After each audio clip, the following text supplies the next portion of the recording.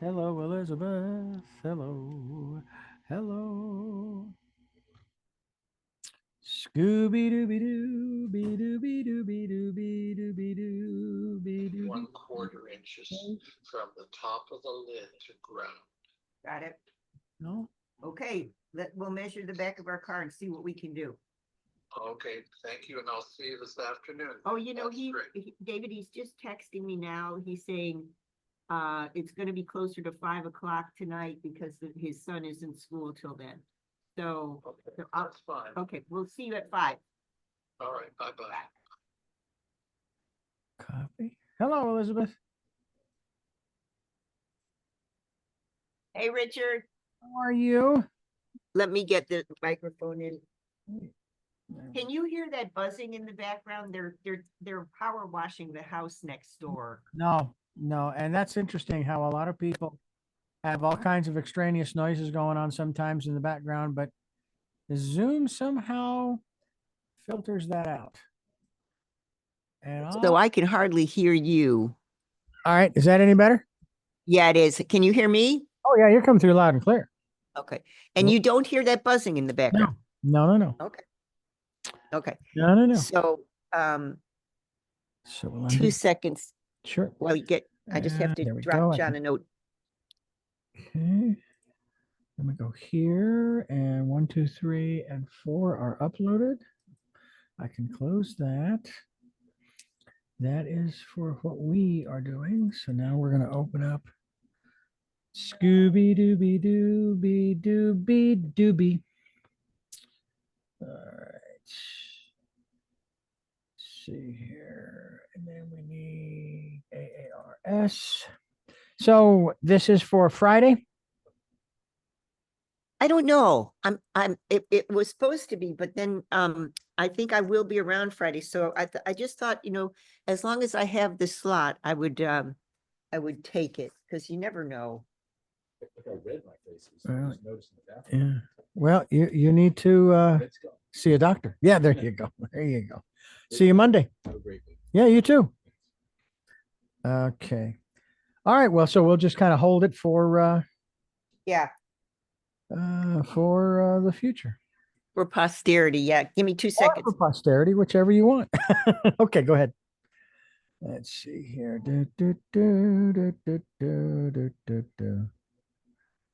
Okay, there's Elizabeth. And then there's this. Okay, so we'll close the minimize, do that.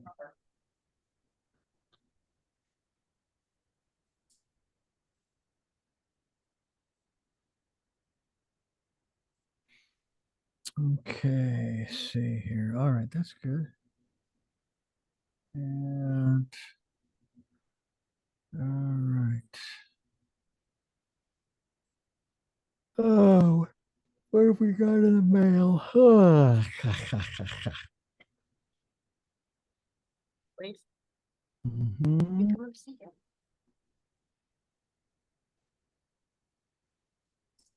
And this Okay, is a so list. Go ahead. so we're just gonna do our monthly art market check thing that I do with you. I like that. Okay, no problem. All right, see, I've got that rolling already. So just let me know when you're ready. Mhm.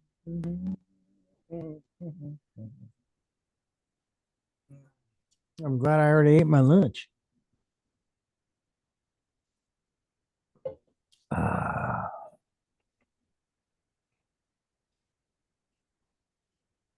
Okay, All right. ready. In 3, 2, 1, you're live. Hello, Santa Barbara. It's your chantress of everything valuable and beautiful, Elizabeth Stewart. And this is our monthly check of the art market. Richard and I usually have a little chat about what's going on in the art and antiques and collectible world in general. And we'll start the program by telling you about a Van Gogh, an alleged Van Gogh. And no. My dog wants to chime in on this alleged Van Gogh. Ah, So a gentleman found this painting, which for some reason he thought might be a Van Gogh, at a garage sale in Minnesota in the winter. Okay, right there, it's almost an impossible situation. That it's unbelievable situation. Anyway, so he got in touch with the very famous scholars at the Van Gogh Museum in Amsterdam and sent them pictures and asked, do you think this could be an original piece? And they said, no, we really don't. The style's all wrong, blah, blah, blah, blah. But the guy persisted and he found a group in New York called the LMI group. This is a fairly new art organization that aimed to bring a scientific approach to the attribution of art. So what that means is they would test the paint, they would test the fabric, they would test, many, many things about the little objects that fall into the paint as the painter's painting. They do a whole forensic analysis, and they do a little bit of what they call trained eye or scholarship, but not a lot. Mostly it's a scientific, chemical, texture, et cetera, analysis. So these people decided that they kind of liked the idea of owning this piece and studying it at their leisure. So for an undisclosed amount, they bought this little canvas, and it was very small. It was 16 by 18. And we might say, Rich, well, what was it? What was the image? And the image was an older gentleman who was obviously a fisherman, who was seen in three-quarter pose, mending nets and smoking this tiny little stubby pipe. A very country kind of a person. And the weird thing was it was all done in very somber browns and creams and dark colors, very dark palette. And if you know Van Gogh's work, think of Starry Night, for example. It's brilliant with color. And so, the firm bought this piece, like I say, undisclosed sum, and started to analyze it. Well, the piece is entitled Elimar because there's a I guess the fisherman went by that name, but at any rate, whoever painted the piece put the name Elimar at the very bottom, and that was really kind of helpful because the scientists at LMI Group then analyzed what they knew of Van Gogh's handwriting from other works of art and compared that to this particular sign piece, Elimar. So they spent a couple of years researching this little painting. And by the way, the painting was purchased for $50. They put $30,000 worth of research into the painting at the LMI group. And so when they finished the report, they wrote a long report, almost 500 pages on this, what they found, what the scientific findings were about the painting itself. They sent the report to Amsterdam, to the Van Gogh Museum, the top scholars of Van Gogh's work, in the universe. They sent the report, and the report, they didn't really, I don't think they digested the report, because the very next day they got back to the LMI group, the scholars at the museum, and said, no, it's not by Van Gogh. It's just, we've seen this once before. We told you it wasn't by Van Gogh. We're going to tell you again, it's not by Van Gogh. And their retort was, well, then did you read the report? Because it's only been a day.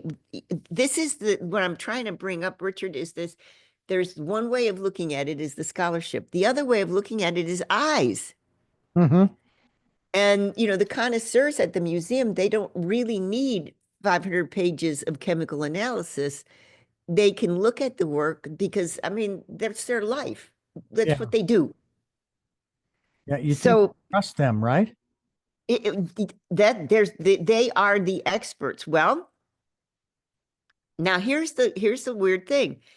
The museum says no, but all the scientific community says the handwriting is within 94% similarity.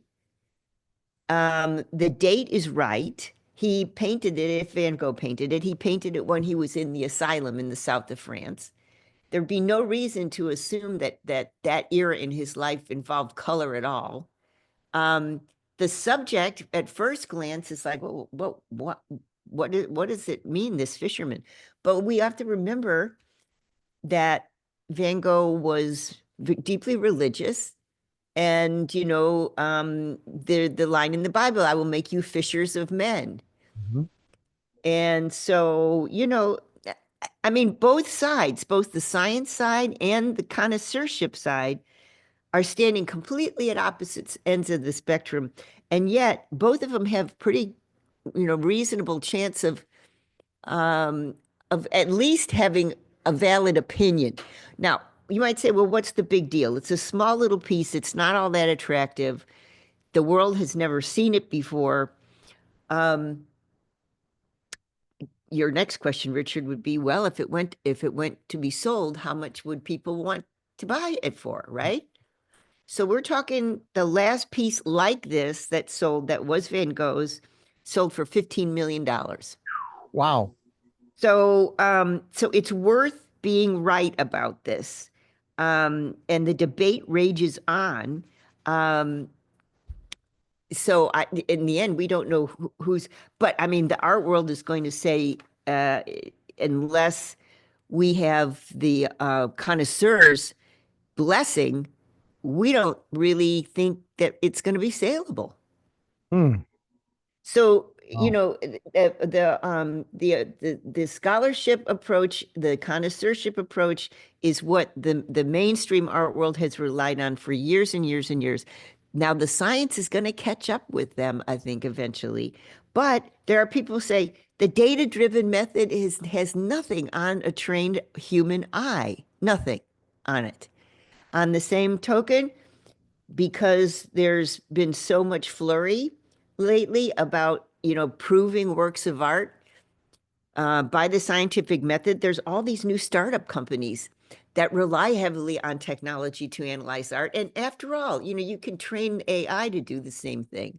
Mhm. So there's these people like my son's age who were brought up with technology, who are starting these little companies that completely analyze the chemical analysis, the texture, the canvas, even the pigments. When the pigments were patented, for example, when a certain chemical is started to creep into the pigment blue, things like this. Are you telling me we got to go to a We do. quick break? I want to talk about when we get back from the break. That was a Freudian slip. There's a artist who I want to bring to your attention. And she is, she's making headlines. Her name is Isabel Brauman.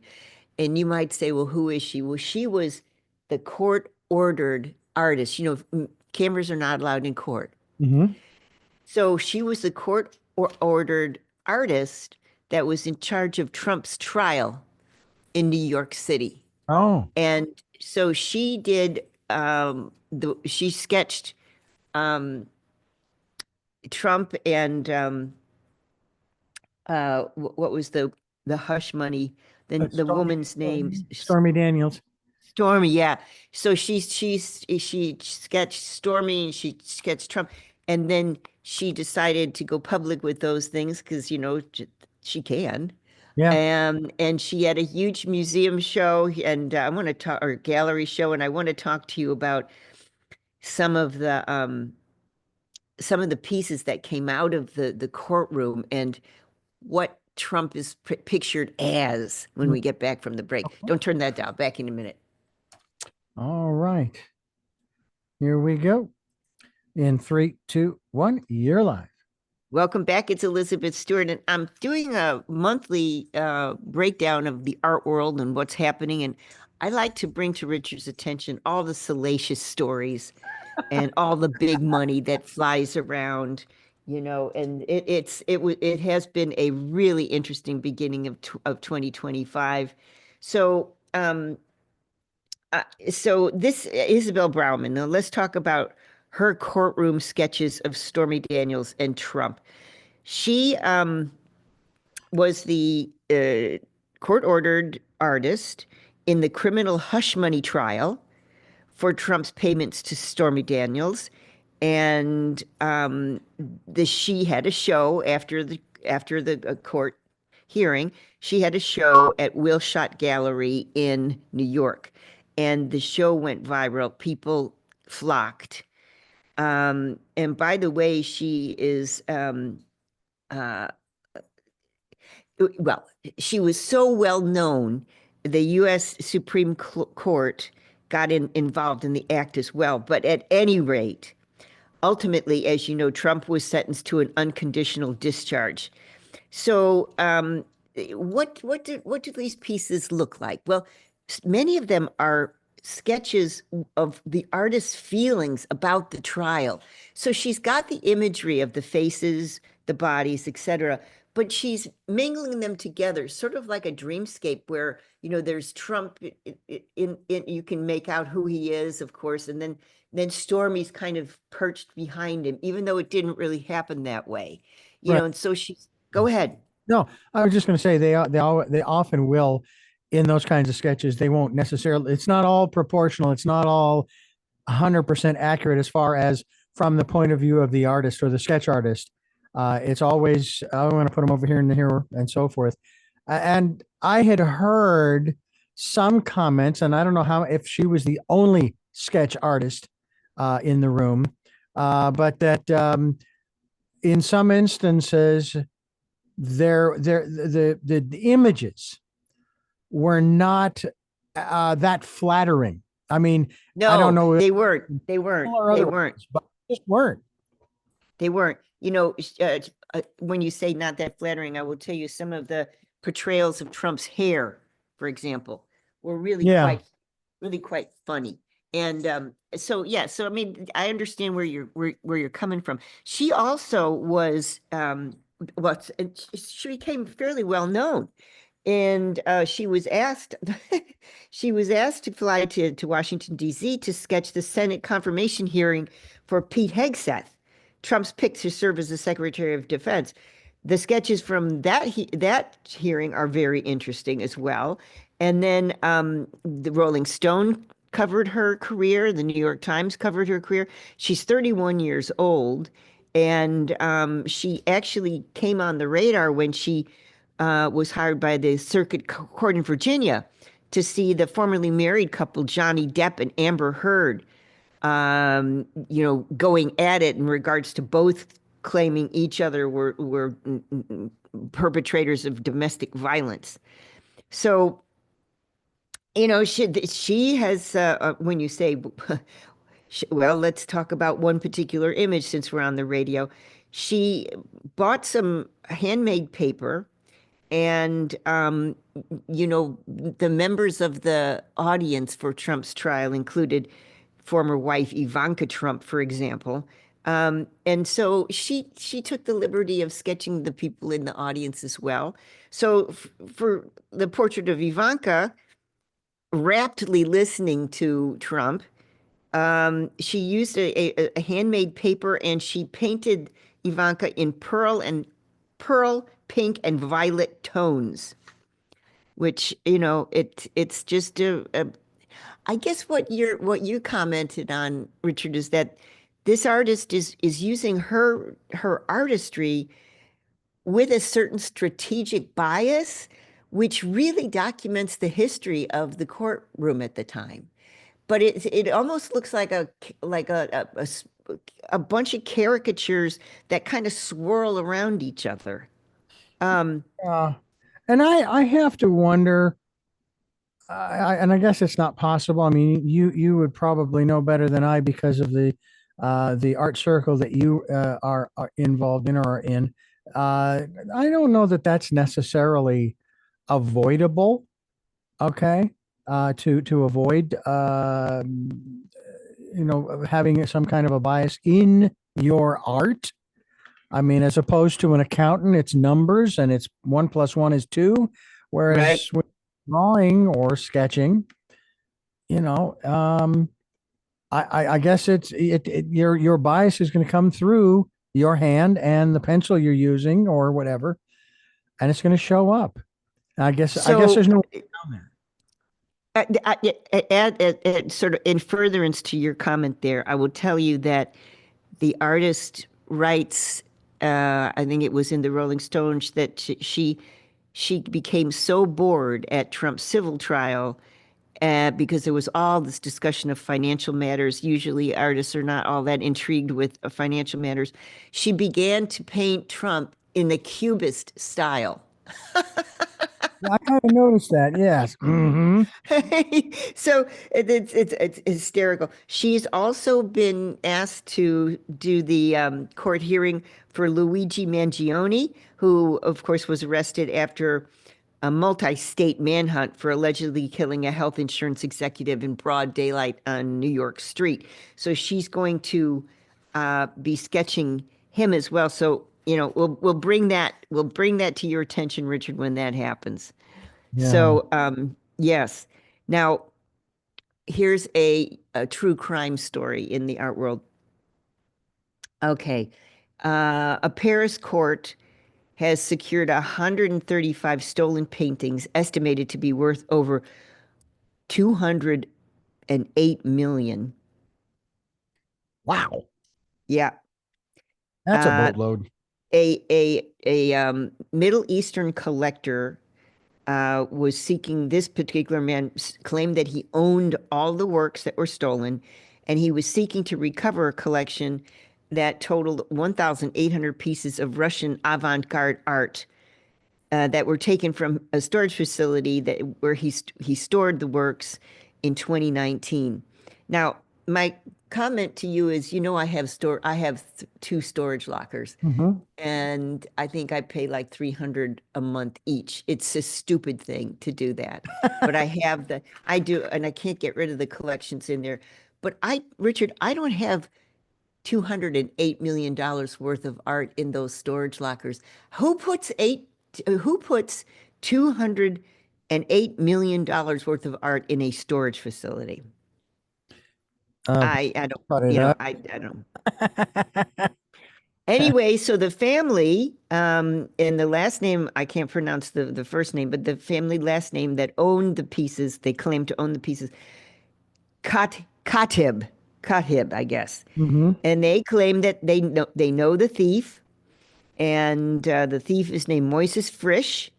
And now, let's see, the works were stolen in 2019, and the particular owner is claiming that with the appreciation, he is suing the so-called, I guess, thief for the increase in value. So he's suing for $310 million. Mm. So now how do we figure out who really owns the pieces? Because the pieces, okay, they were stolen in 2019. Since this has been dragging on, many of the 1,800 paintings have been sold, and they've been sold in Israel, Monaco, France, et cetera, et cetera. And they have records of the thief actually selling the pieces. But the so-called thief, Frisch, is saying that he went to court a number of times to prove that he was the rightful owner. So this is a multi-country argument. The German police are involved, the French police are involved, and both Germany and France have actually seen both the so-called owners in court. So we don't know what's going to happen, but on the heels of this, um, the paintings many of them have been sold, and it is also claimed that many of them were in fact forgeries. So we have a real mess on our hands as regards to this particular style of art, which is this Russian avant-garde. And the auction houses are staying clear of any of that kind of style right now. Okay, do we have time for another story, Richard? You know what? I'm going to let you roll with another story before we take our break. Okay. Okay. So this is a wonderful new exhibition of a type of art that was um, from the island of the, how do you pronounce it? Cyclades? That sounds about right. Yeah. Okay, so anyway, this is Mykonos and those islands, Santorini, Ios, etc. So that Cycladic group of islands. So this is a really interesting show that is done at a museum in Mykonos. And they're displaying 180 statues and figurines dating from prehistory to the Middle Ages. And when we talk about prehistory, we're talking about hundreds of years BC, because that area is a really ancient area for art. But this particular show deals only with women, untold stories of women in this in the history of Cycladic art. I think it's fantastic because Artemis, who's the goddess of the hunt and nature, she's always Mhm. portrayed with a dog, for example. Artemis was born there, supposedly. She was one of the Olympian gods that were actually born there.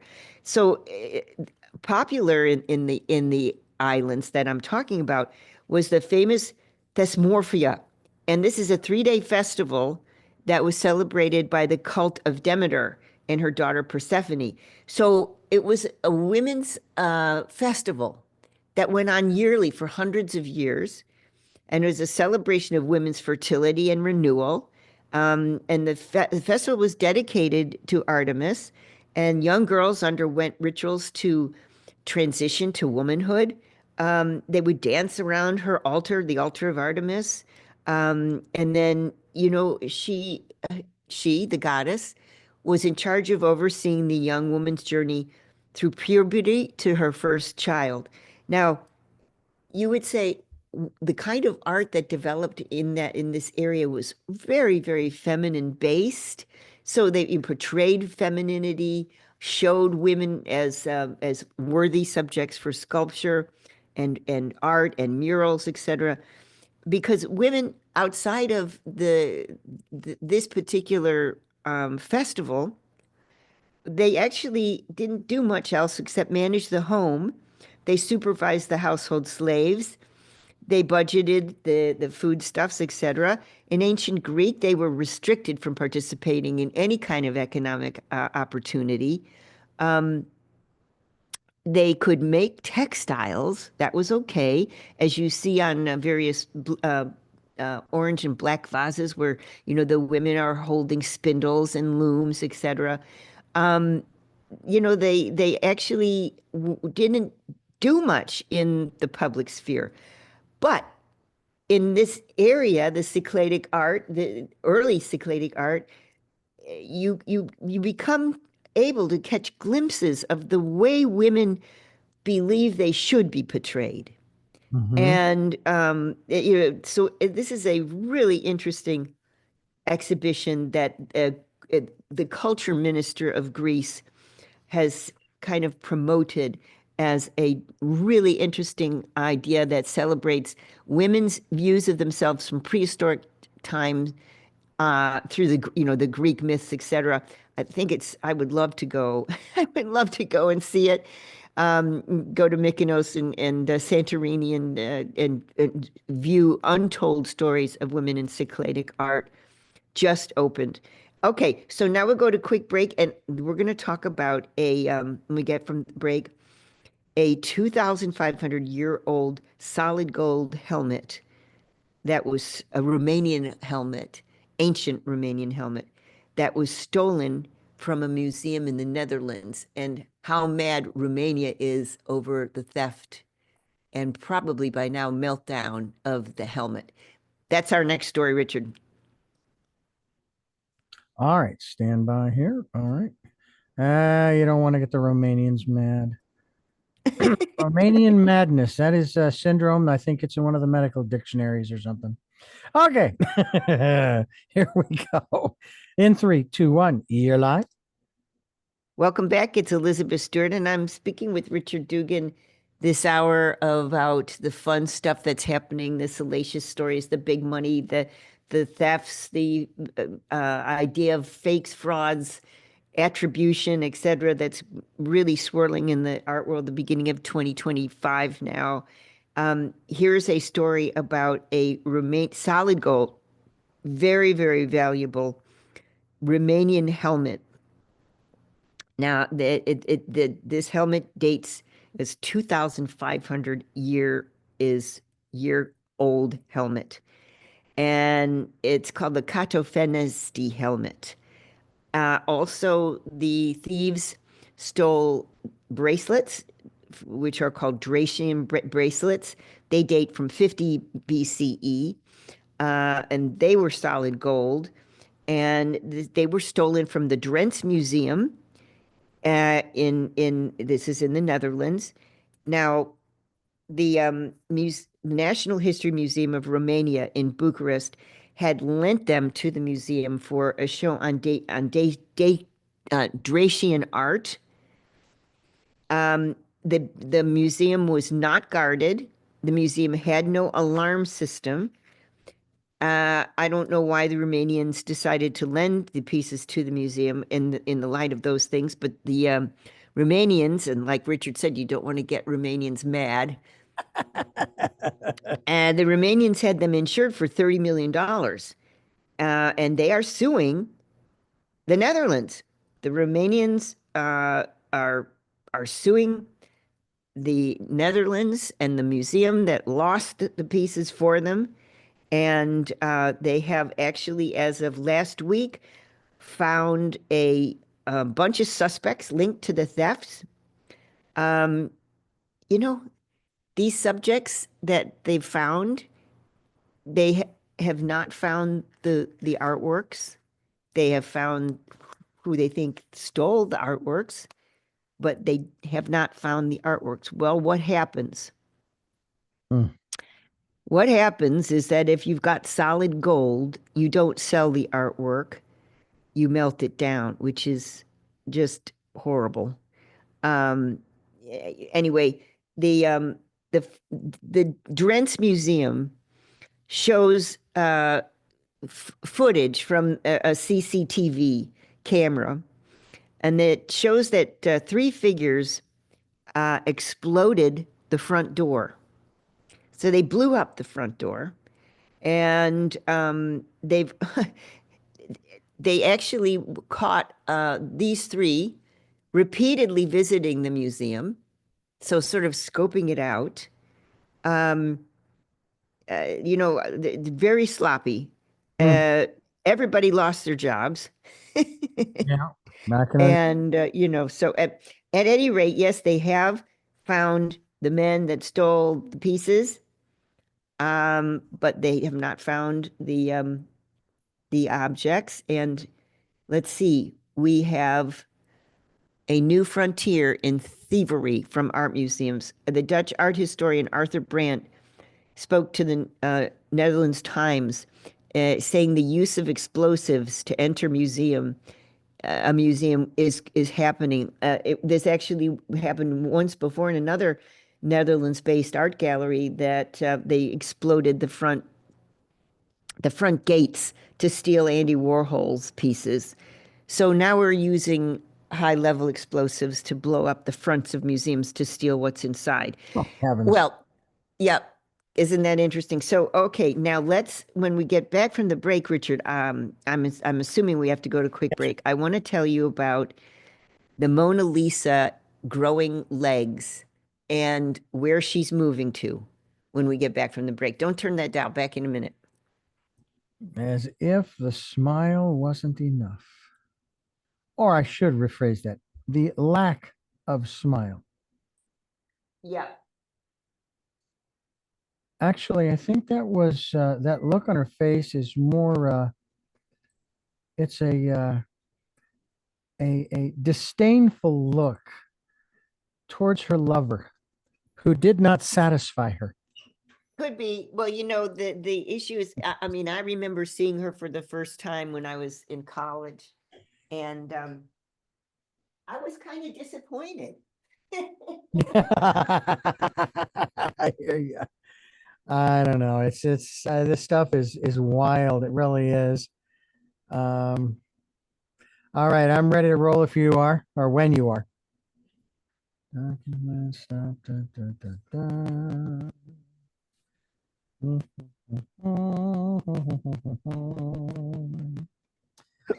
Oh yeah, I'm doing good.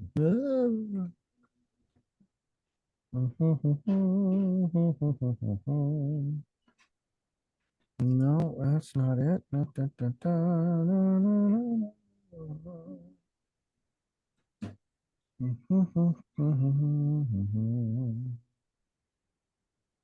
Mm.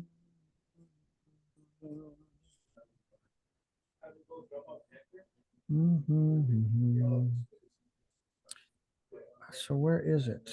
Where is it? Deposit transfer. Okay, maybe it's in here. Oh, yeah. Actually, let's see here. Scooby Dooby Doo, 20 minutes. Oh, no problem. We're good. We're good. All right, I am ready whenever you are. Okay. We only have let's see, we've got, let me see. I think we have, yeah, we have one more break. We'll take that in about 9 minutes and then we'll wrap it up.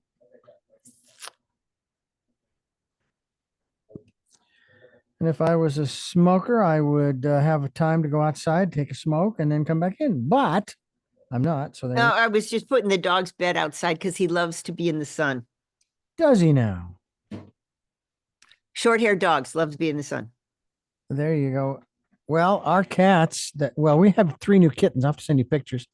Our last cat, series of cats, of total of 9. We lost the last one about 3 weeks ago. But Oh, I'm sorry to hear that. Kit Kat was her name. Small little gray kitty. Probably lived to be 12, 13, maybe 14 years old, which isn't bad. And then we got 3 new black cats, although 2 of the 3 are black totally. The other one has white on its paws and then a little chest star, big chest star, I guess I should say. And then his chin is white with a black dot in the middle. Very cute fella. Very cute. His name is Edgar.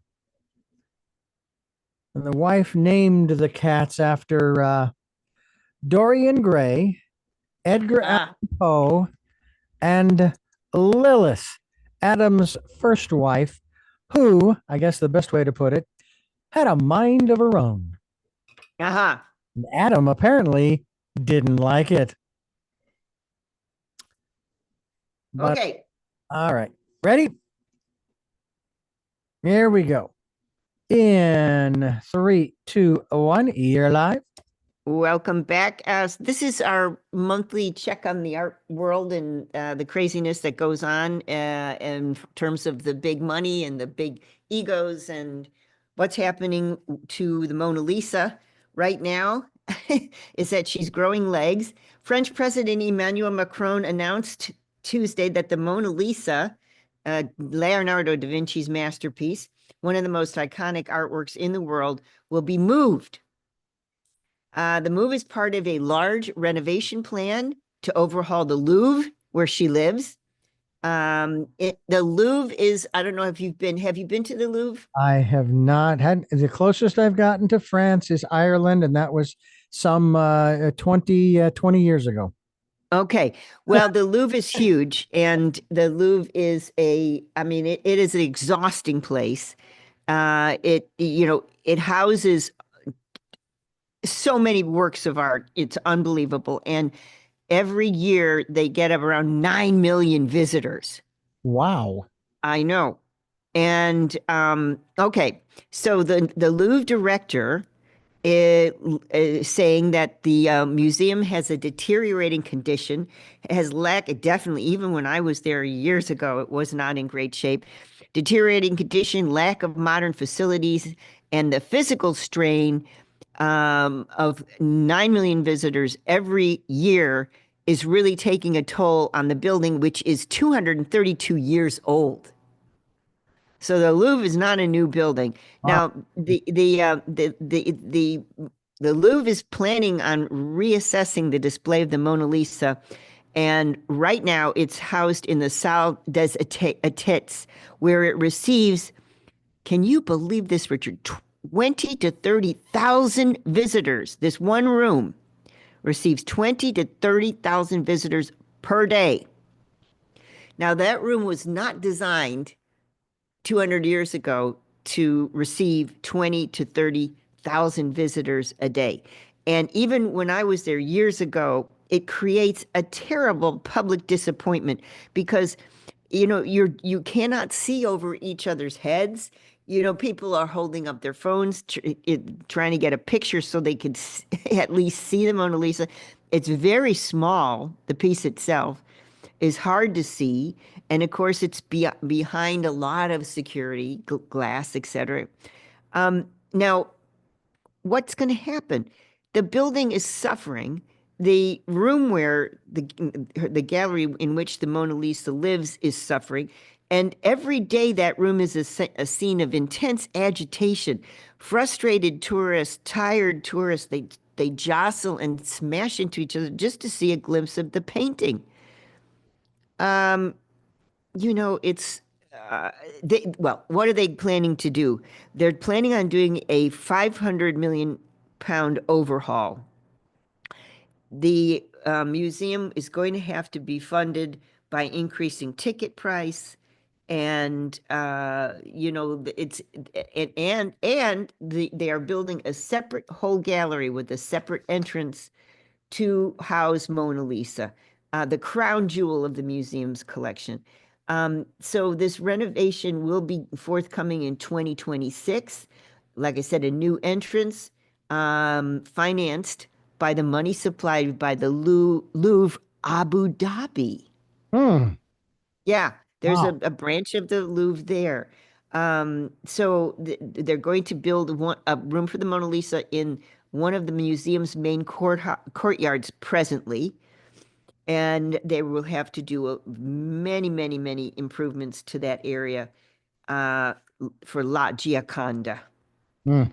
And now, at the same time, Italian officials want the Mona Lisa back, and they want, since there's so much problems with showing her at the Louvre, okay, let's give her back to Italy. Okay, so completely different note. New York Center for Jewish History has built a full-scale replica of the Anne Frank house. The Wow. show opened on International Holocaust Remembrance Day. And many critics described being extremely moved by the exhibition. On the other hand, is it a good idea? This is a place where people died, Mhm. and it's the reenactment, I guess you'd say completely full-scale replica of the Anne Frank house. So people are moved by it, but other people say it commercializes Anne Frank's memory and makes it into trauma tourism. Well, I would then argue the same. I would make the same. I would make the same argument then if you're going to do that. If you're going to say that for the Holocaust Museum in New York, in Washington D.C., or any other museum that does the same thing, whether you pay to get in or not, it costs the taxpayers, if or somebody. I mean, so I don't know. I don't necessarily agree with the position because I think that we need to have something that will constantly remind us that we do not want this to happen again. Okay, so here's the real difference, though, Okay, and I refer you to the gentleman that Joe Rody that we actually interviewed, Richard, you and I, that's right. because Joe was head Imagineer for Disney and was responsible for many of their built environments. So, you know, when we talk about he was the one responsible for the Wild Animal Kingdom in Florida at the Florida Disney there. A long career, 40 years plus in building environments, built environments. Now, the difference between a built environment and objects on display in a museum is vast because, as you took from his comments, when you build an environment around a person and they experience that as a encapsulation, right? They experience it as a whole total environment, like a house. Anne Frank's house. You're walking into a house. And so it's a different feeling altogether because that's something that we consider sacrosanct, that built environment. So it basically it reads differently than you standing in front of objects that were owned by people that experienced the Holocaust versus being in a house that's the exact replica of a place where people died and had such a famous story in the Holocaust. I would say it's slightly different, but I take your point. Yeah. Yeah, I was just gonna I was just gonna reiterate, and I don't see a difference. I mean, Yeah, but yeah. I understand. I do understand the argument. I do understand the argument. So One is very seductive and one is one step removed from reality. You I know, so just a point of chronology. Let's see, was it Monday? Was it January? I'm trying to remember the date. It was a National Holocaust Remembrance Day or something along those lines. And it was only a couple of weeks ago, a few weeks back in January 2025. that's right. That's right. Sunday before that took place, that event, that day, and I didn't know it was coming. I watched Schindler's List for the very first time. Oh yeah. And Yeah. I'm looking at Liam Neeson. I'm going, that guy looks familiar. And I go, I know it was done so many years ago and so forth. It was actually, I thought it was really well done. My understanding, it was pretty true to the actual facts. And then I remember a piece on 60 Minutes, it was a few years back, where he was ushered to some auditorium for some event that, he was told about. And it turns out all of the other audience members were members of family members he had saved. Yeah, amazing. Wow, it was Well, okay. I want to talk a little politics in to you in a minute. Can we keep going or should we go to quick break, Richard? let's do the quick break and then we'll let you do the political thing there and then we'll wrap it up. Okay. Okay, very good. And we'll cut that off. Do, do, do, do, do. And then what we'll have is about there it is. We have it's about 4.5 minutes. Okay, can you do that? 4.5? Yep. All right, here we go. In 3, 2, 1, you're live. Welcome back. And now I'm going to tell you, Richard, about a museum that was founded by an English scientist named James Smithson, who fell in love with America and established a museum in 1846 called the Smithsonian.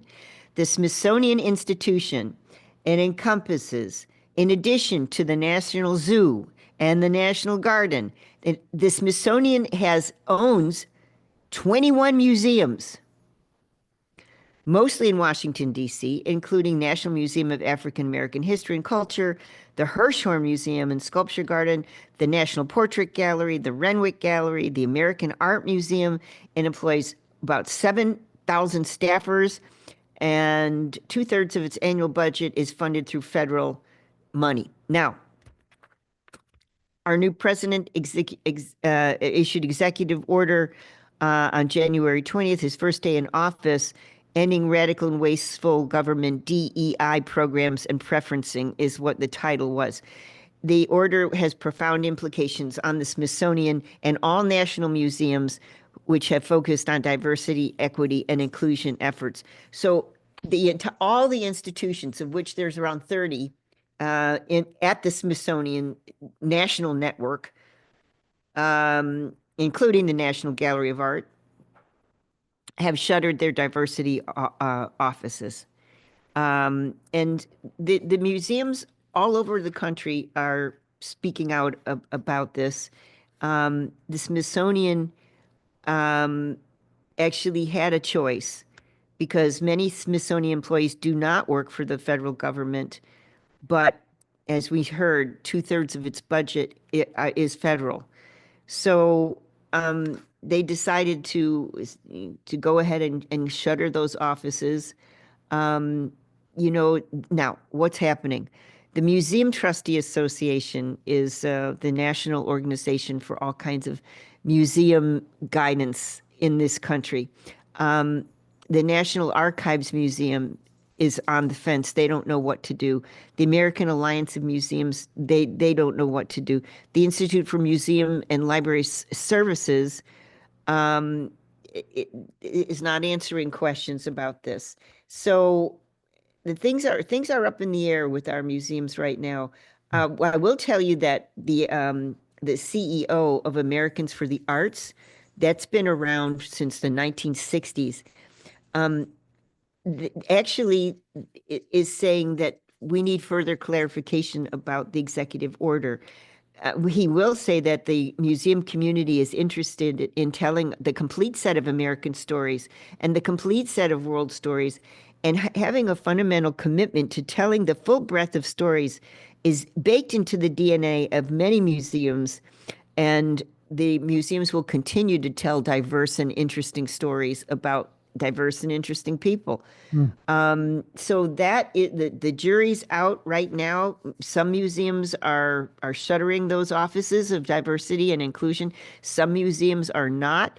But in the case of the Smithsonian in Washington, D.C., they did make headlines just this past January 20th or so for saying, yeah, okay, we're going to shutter each one of our 21 offices of diversity and inclusion.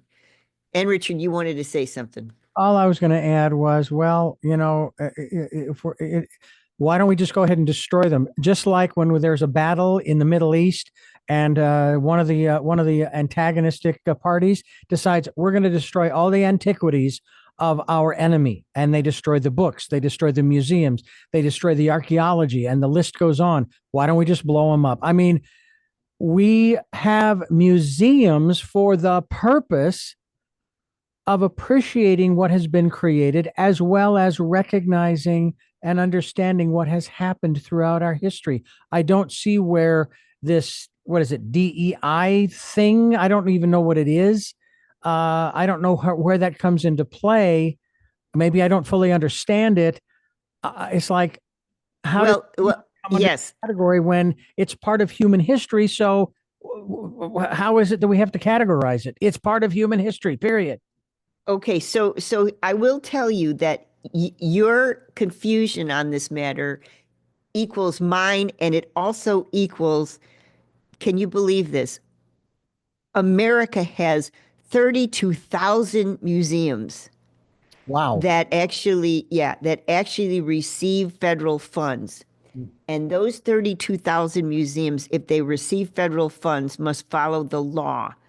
However, the 32,000 museums participate in the federal funding streams, but they need to follow their own vision and mission priorities to serve their communities. That's their first, charge as existing as museums: serve your communities. So, this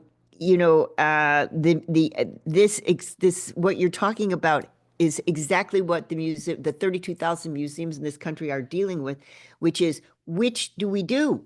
Do we serve our community in the way that our vision and mission drives us, or do we simply follow the law and close down what is distasteful or is perceived as overstepping? What do we do? How do we handle this? Well, I just wanted to bring up on our program that this is the 32,000 museums in this country that contribute to our rich cultural heritage are as confused as Richard and I. I say that, okay, well, one suggestion, take it out of the government's hands. The wealthy need to get together and say, these institutions, these museums are too important to to let go by the wayside, we're going to fund them, and then we're going to find ways to keep them funded in perpetuity, whatever it takes. Yes, and tell you what, Richard, you're onto something, because what a number of this, because I've been researching this, a number of museums are now saying they will, every year you have to apply for a grant for your federal funding. Mhm.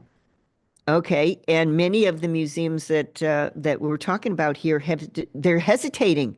They don't want to apply for federal funds. No. They're looking for their funding elsewhere. Well, So and you're onto something. That could exactly be what might happen. They may say, well, okay, yeah. the government wants to choose how we run our show, and yes, the government gives us money, so let's just not apply for government money at all. I'll take it. Yeah. Yeah. Absolutely. So anyway, that's what's happening in the art world, and boy, it's going to get more interesting as we hear more about our arts organizations and the role of the government behind them. Mm. I know that's going to be super interesting as we go forward. Thank you, Richard. Thank you. All right. Very good. I will get that off. Get that all put together. Let me turn.